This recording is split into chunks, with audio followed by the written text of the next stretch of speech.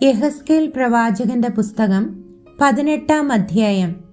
യഹോവയുടെ അരുളപ്പാട് എനിക്കുണ്ടായതെന്തെന്നാൽ, അപ്പന്മാർ പച്ചമുന്തിരിങ്ങ തിന്നു, മക്കളുടെ പല്ല് പുളിച്ചു എന്ന് നിങ്ങൾ ഇസ്രായേൽ ദേശത്ത് ഒരു പഴഞ്ചൊല്ല് പറയുന്നത് എന്ത് എന്നാണ്. നിങ്ങൾ ഇനി ഇസ്രായേലിൽ ഈ പഴഞ്ചൊല്ല് പറവാൻ ഇടവരികയില്ല എന്ന യഹോവയായ കർത്താവിന്റെ അരുളപ്പാട്. സകല ദേഹികളും എനിക്കുള്ളവർ, അപ്പന്റെ പ്രാണനും മകന്റെ പ്രാണനും ഒരുപോലെ എനിക്കുള്ളത്. പാപം ചെയ്യുന്ന ദേഹി മരിക്കും.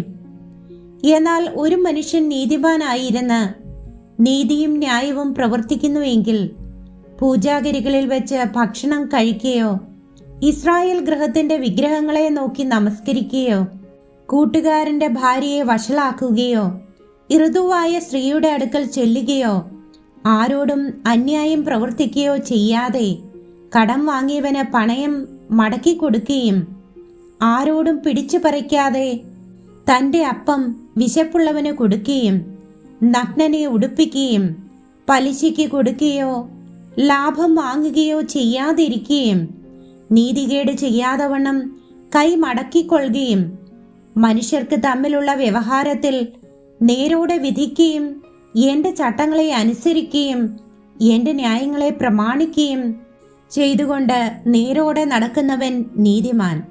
അവൻ നിശ്ചയമായി ജീവിച്ചിരിക്കും എന്ന് യഹോവയായ കർത്താവിന്റെ അരുളപ്പാട്.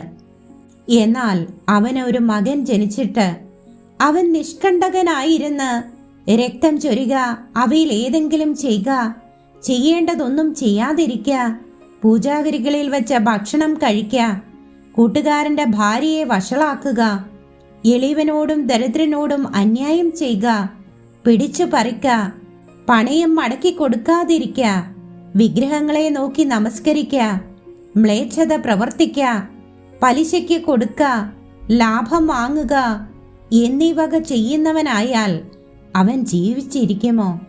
അവൻ ജീവിച്ചിരിക്കയില്ല. അവൻ ഈ മ്ലേച്ഛതകളൊക്കെയും ചെയ്തുവല്ലോ. അവൻ മരിക്കും. അവന്റെ രക്തം അവന്റെ മേൽ വരും.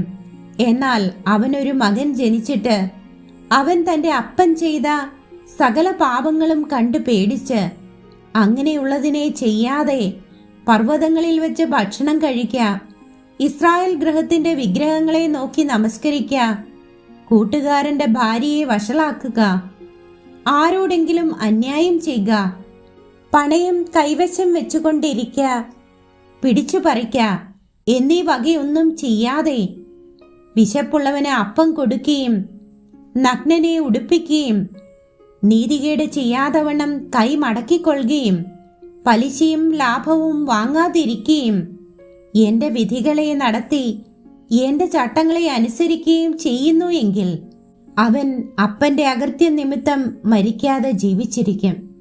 അവന്റെ അപ്പനോ ക്രൂരപീഡനം ചെയ്ത് സഹോദരനോട് പിടിച്ചു പറിച്ച് തൻ്റെ ജനത്തിന്റെ ഇടയിൽ കൊള്ളരുതാത്തത് പ്രവർത്തിച്ചതുകൊണ്ട് തൻ്റെ അകൃത്യത്താൽ മരിക്കും.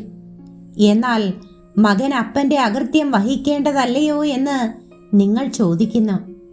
മകൻ നീതിയും ന്യായവും പ്രവർത്തിച്ച് എൻ്റെ ചട്ടങ്ങളെ പ്രമാണിച്ചു നടക്കുന്നുവെങ്കിൽ അവൻ ജീവിച്ചിരിക്കും. പാപം ചെയ്യുന്ന ദേഹി മരിക്കും. മകൻ അപ്പന്റെ അകൃത്യം വഹിക്കേണ്ട, അപ്പൻ മകന്റെ അകൃത്യവും വഹിക്കേണ്ട. നീതിമാന്റെ നീതി അവന്റെ മേലും ദുഷ്ടന്റെ ദുഷ്ടത അവന്റെ മേലും ഇരിക്കും. എന്നാൽ ദുഷ്ടൻ താൻ ചെയ്ത സകല പാപങ്ങളെയും വിട്ടുതിരിഞ്ഞ് എൻ്റെ ചട്ടങ്ങളെയൊക്കെയും പ്രമാണിച്ച് നീതിയും ന്യായവും പ്രവർത്തിക്കുന്നു എങ്കിൽ അവൻ മരിക്കാതെ ജീവിച്ചിരിക്കും. അവൻ ചെയ്ത അതിക്രമങ്ങളിൽ ഒന്നിനെയും അവന് കണക്കിടുകയില്ല. അവൻ ചെയ്ത നീതിയാൽ അവൻ ജീവിക്കും. ദുഷ്ടന്റെ മരണത്തിൽ എനിക്ക് അല്പമെങ്കിലും താല്പര്യമുണ്ടോ? അവൻ തന്റെ വഴികളെ വിട്ടുതിരിഞ്ഞ് ജീവിക്കണമെന്നല്ലയോ എൻ്റെ താല്പര്യം എന്ന് യഹോവയായ കർത്താവിന്റെ അരുളപ്പാട്. എന്നാൽ നീതിമാൻ തന്റെ നീതി വിട്ടുതിരിഞ്ഞ് നീതികേട് പ്രവർത്തിച്ച് ദുഷ്ടൻ ചെയ്യുന്ന സകല മ്ലേച്ഛതകളെയും പോലെ ചെയ്യുന്നുവെങ്കിൽ അവൻ ജീവിച്ചിരിക്കുമോ? അവൻ ചെയ്ത നീതിയൊന്നും കണക്കിടുകയില്ല. അവൻ ചെയ്ത ദ്രോഹത്താലും അവൻ ചെയ്ത പാപത്താലും അവൻ മരിക്കും. എന്നാൽ നിങ്ങൾ കർത്താവിന്റെ വഴി ചൊവ്വുള്ളതല്ല എന്ന് പറയുന്നു. ഇസ്രായേൽ ഗൃഹമേ കേൾപ്പിൻ, എന്റെ വഴി ചൊവ്വുള്ളതല്ലയോ? നിങ്ങളുടെ വഴികൾ ചൊവ്വില്ലാത്തവയല്ലയോ? നീതിമാൻ തന്റെ നീതി വിട്ടുതിരിഞ്ഞ് നീതികേട് പ്രവർത്തിക്കുന്നുവെങ്കിൽ അവൻ അത് നിമിത്തം മരിക്കും. അവൻ ചെയ്ത നീതികേട് നിമിത്തം തന്നെ അവൻ മരിക്കും. ദുഷ്ടൻ താൻ ചെയ്ത ദുഷ്ടത വിട്ടുതിരിഞ്ഞ് നീതിയും ന്യായവും പ്രവർത്തിക്കുന്നു എങ്കിൽ അവൻ തന്നെത്താൻ ജീവനോടെ രക്ഷിക്കും. അവൻ ഓർത്ത് താൻ ചെയ്ത അതിക്രമങ്ങളെയൊക്കെയും വിട്ടുതിരിയുന്നതുകൊണ്ട് അവൻ മരിക്കാതെ ജീവിച്ചിരിക്കും. എന്നാൽ ഇസ്രായേൽ ഗൃഹം കർത്താവിന്റെ വഴി ചൊവ്വുള്ളതല്ല എന്ന് പറയുന്നു. ഇസ്രായേൽ ഗൃഹമേ, എന്റെ വഴികൾ ചൊവ്വുള്ളവയല്ലയോ?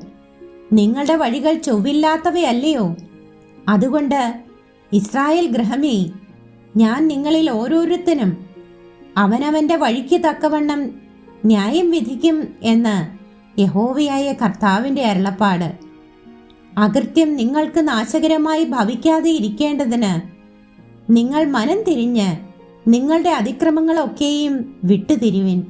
നിങ്ങൾ ചെയ്തിരിക്കുന്ന അതിക്രമങ്ങളൊക്കെയും നിങ്ങളിൽ നിന്ന് എറിഞ്ഞു കളവിൻ.